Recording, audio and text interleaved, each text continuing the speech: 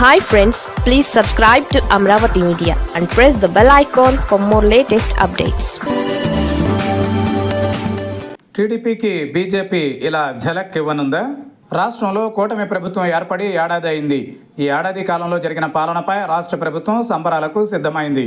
ప్రధానంగా ప్రజలను కలుసుకోవడం, ప్రజల సంతృప్తిని లెక్క వేసుకోవడం, వారికి అనుకూలంగా మళ్లీ కార్యక్రమాలు నిర్వహించడం అనేది రాష్ట్ర ప్రభుత్వం చేపట్టిన కార్యక్రమం.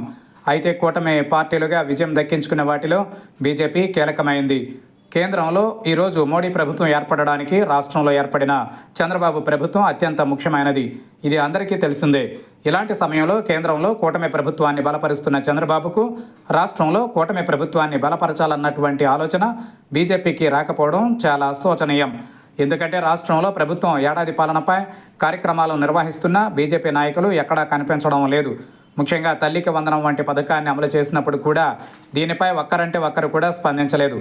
దీనివల్ల అనేక మంది మహిళలకు లబ్ధి జరుగుతోందని ఒక ప్రెస్ మీట్ కానీ ఒక ప్రకటన కానీ విడుదల చేయలేదు. అలాగే పెన్షన్ల పెంపు, ఆర్టీసీలో మహిళలకు ఉచిత ప్రయాణం వంటి వాటిపై కూటమి పాలకులు ఒకవైపు ప్రకటనలు చేస్తున్నా బీజేపీ పక్షాన ఎవరూ నోరు ఎత్తడం లేదు. మరి దీనిని ఎలా చూడాలి, ఏ విధంగా అర్థం చేసుకోవాలి అంటే, రేపు ఏదైనా ప్రజలలో అసంతృప్తి రగిలి అసంతృప్తి కారణంగా విమర్శలు చేస్తే మా తప్పు లేదు అని తప్పించుకునే దారి బీజేపీలో కనిపిస్తోందా?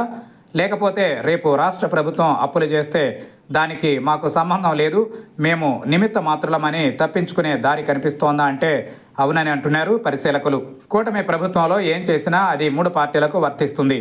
రేపు ఓట్లు అడిగే విధానాన్ని పరిశీలిస్తే మూడు పార్టీల పరంగానే ప్రజల్లోకి వెళ్ళాలి, మూడు పార్టీల పరంగానే ప్రజలను ఓట్లు అభ్యర్థించాలి. ఈ విషయంలో బీజేపీ నాయకులు అనుసరిస్తున్న ధోరణి ప్రధానంగా చర్చగా మారింది.